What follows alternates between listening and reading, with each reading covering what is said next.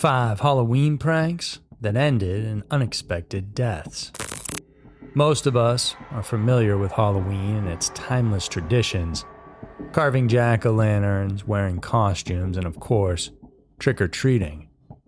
On October 31st, if you don't hand out candy, then you can expect a trick. Some are as harmless as scaring a person or egging a house, but then there are also those outliers that took it way too far. Here are 5 Halloween pranks that ended in unexpected deaths. Number 5. Marcy Jones. In the 2005 rom-com film Wedding Crashers, John Beckwith, the character played by Owen Wilson, poisons Sack Lodge, played by Bradley Cooper, with some kind of liquid concoction from a bottle of eye drops. The drink, laced with what is found to be Visine, made Sack suffer with gastrointestinal problems like stomach cramps and diarrhea. The thing about movies are, most of what we see are all just make-believe, but one woman thought that the Wedding Crashers prank is what they needed to liven up their Halloween party. In 2009, Denise Moyer decided to spike the punch at a party she was attending with Visine eye drops. The prankster thought that the substance would make those who drank it feel woozy and ill, but unbeknownst to her, Visine and other brands like it have an active ingredient called tetrahydrozoline, which narrows the blood vessels. Thus, it serves as the best remedy in reducing eye strains and even stuffy noses. However, when swallowed, it can have a toxic effect and even turn deadly. The effect varies from person to person, of course. Usually those who are younger and have healthier bodies wouldn't feel too much, but as you might have guessed, those who are frail will likely to suffer severe consequences. One of the unlucky ones was Marcelyn Marcy Jones. The 49-year-old was well liked in the office that she and Moyer had been working at. The two were even good friends. Little did Moyer know that Jones actually had a history of medical problems, and the woman collapsed almost immediately after taking a sip of the poisoned drink. Meanwhile, many of the other partygoers became ill as well. 2 days after that party, Jones died. Authorities initially ruled natural causes as the reason for her death. Months after that, however, another coworker claimed to have seen the 41-year-old adding eye drops to the cocktail. Police were immediately called in and an investigation was conducted, and the prankster admitted responsibility for what she had done. She said she got the idea after seeing the aforementioned movie Wedding Crashers. After a legal bout, the female from Granville, New York was charged with misdemeanor assault but not murder, since it wasn't her intention to kill the prank victim. But regardless, the truth can't be denied that Marcy Jones met her untimely demise just because someone thought it would be fun to pull off a prank. Number 4. Caleb Reeb. Americans have a distinct love affair for Halloween. We love this holiday season so much that we would go out on a limb just to spook people out. Take, for example, the hanging in a good old-fashioned hayride attraction. Pranksters would basically imitate a grisly death by letting themselves hang in a noose. And though it sounds quite scary, it's actually not that dangerous, as there are ways in which they could do it safely. But then again, not all stunts end up successful. One such fatality like this was reported in 2001 in Sparta, Kent County, Michigan. In this small township once resided a young man named Caleb Reeb. A big fan of Halloween and haunted houses, Caleb decided to volunteer to work at a local hayride attraction at Alpine Ridge Farms in Sparta. As with anyone his age, the 14-year-old thought it's too boring to simply just hide behind the woods and jump right out to scare unsuspecting passerbys. He thought of a much more daring act. Looking up, he noticed a skeleton that was hanging by a noose in a nearby tree. Without even notifying any of the staff, Caleb went on to remove the rope from the skeleton and put it around his own neck. The teenager was apparently not heavy enough that when he let go of the rope, the branch from which he was tied to whipped back up, bringing along with it his lightweight body. The rope, snapping back, ended up choking Caleb. He did try to untangle the double-knotted rope off his neck, but as he did, his fellow workers, and those who saw him, thought he was just acting and misinterpreted his pleas for help. However, when he probably had already lost consciousness, the employees decided to check on the boy. That's when they noticed the seriousness of the situation, and they tried to resuscitate him, but it was already too late, and he was pronounced dead at the scene. There were several other types of accidents, such as this one. In most cases, customers and staff would just think that the participant was only acting, when in fact, they were really fighting for their lives. Number 3. Adam Provençal. Toilet papering, or TPing, is an activity done by young and sometimes old people on Hallows Eve. Harmless by nature, TPing is the act of covering a tree, house, or big structure with toilet paper. Although it's quite wasteful, the fun that pranksters get from it can be priceless.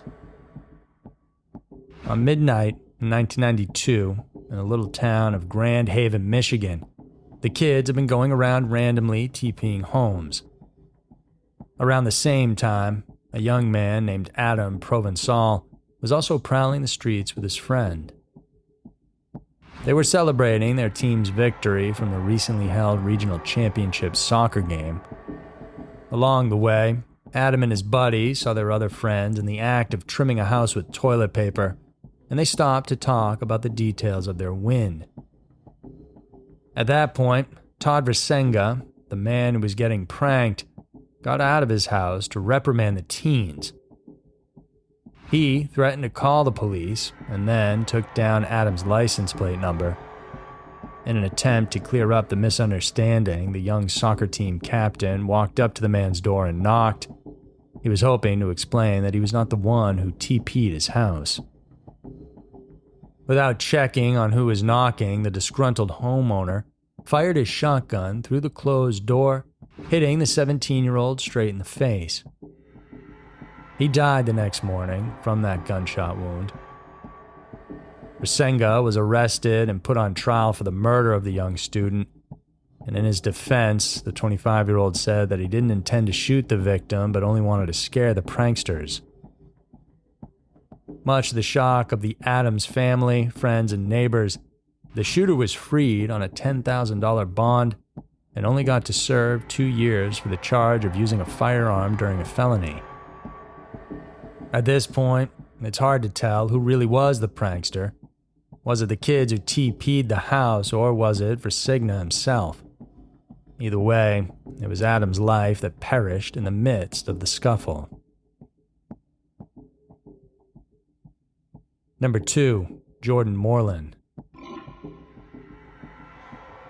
Aside from skeletons and gravestones, the hangman's knot or hangman's noose has become one of the most distinguishable symbols used as decorations during Halloween. It's quite common to see these ropes dangling in front yards, just like in the home of a family in Louisville, Kentucky. In 2013, Jordan Moreland's family had already done their decorations for Halloween. Everything was set, and Jordan couldn't be more excited to celebrate the night of spook and creepiness together with his younger sister. All of a sudden, though, the 16-year-old decided to give his sibling a major scare. What he did was reach out for the decorative noose hanging in their front lawn, and he slipped it right over his head to give the impression that he had hanged himself. Unfortunately, the prank quickly turned into tragedy when the youngster accidentally lost his balance and hung himself to death for real. The teen's sister, his would-be victim, actually saw him hanging from the tree, his body wriggling, probably trying to loosen himself from the rope. She ran in to tell her mother Ginger about her brother's predicament. And the woman, who was quite busy doing laundry at the time, thought that her son was pulling a prank on her and was trying to connive her daughter into it, and so she ignored the entire ruse. But when the girl told her that she saw Jordan drooling from his mouth, Ginger became curious and went to check outside. With the boy's back turned towards her, the mother had to spin him around, and there she found the shocking and tragic truth that Jordan had indeed hung himself. They immediately called for help, and paramedics arrived and rushed to him, but by this time the prankster was already in a comatose state. Around 12 hours after the incident, Jordan, who was actually an honor student and a good kid, was pronounced dead. Authorities declared the young man's death as purely an accident. They surmised that the young man might have probably become disoriented after putting the noose around his neck, and it's also a possibility that he lost consciousness after the knot became too tight. It's likely that Jordan's friends, family, and his community will never look at the hangman's noose in the same way ever again. Number 1. Tavarius King. Egging is yet another Halloween prank idea that a lot of people enjoy and abhor very much. This depends on who got egged and who threw them. But in some cases, this seemingly harmless activity had brought so much grief and suffering either to the pranksters or the victims. For instance, this story. On October 31st, 2010, on Hallows Eve, a young man named Tavarius King was out and about in his town of Fulton County in Atlanta, Georgia. Like most kids his age, he was looking for some excitement, and he probably thought egging would be a great idea. It wasn't entirely revealed if that was the first time he did it in the evening, but he reportedly came across his target, a Mercedes-Benz. The report somehow failed to mention if he was with his friends or alone when he did it, but regardless, the luxury vehicle was pretty much splattered with eggs entirely. This, of course, enraged the driver, who then confronted the teenager. Terrified, Tavarius escaped from the scene, and the disgruntled individual then fired 10 shots at the fleeing teenager. As confirmed later by the Fulton County Medical Examiner's office, the young victim died while he was being rushed to a nearby hospital. The shooting incident prompted the police to launch an investigation, and it didn't take long for them to spot the car that had the same description as the vehicle in question. They consequently detained the driver. However, it was revealed that the person in question was actually arrested on traffic charges and not of the earlier shooting incident. A spokesperson for the Atlanta Police Department at the time clarified that the suspect was already turned over to homicide investigators for interrogation. Up to this day, it's yet to be found out what exactly happened to the Tavarius King shooting case. Was the shooter arrested and made to answer for what he did? It's true that some pranks are simply not as amusing as being bombarded with eggs. To the victims, such acts beget retaliation. Perhaps giving the pranksters a taste of their own medicine would suffice if a reprimand wouldn't be enough. But if revenge takes a violent and deadly turn, then that would be an entirely different story. So there were 5 Halloween pranks that ended in unexpected deaths. It's difficult, especially as a youngster, not to get overly excited about Halloween, but let these stories serve as a cautionary tale, a warning that will prompt you to think twice before pulling off that sick and funny Halloween prank. If you guys enjoyed this video, then subscribe to our channel and hit the notification bell. We have 3 new videos coming out every single week. Thank you guys for tuning in, and we'll see you soon.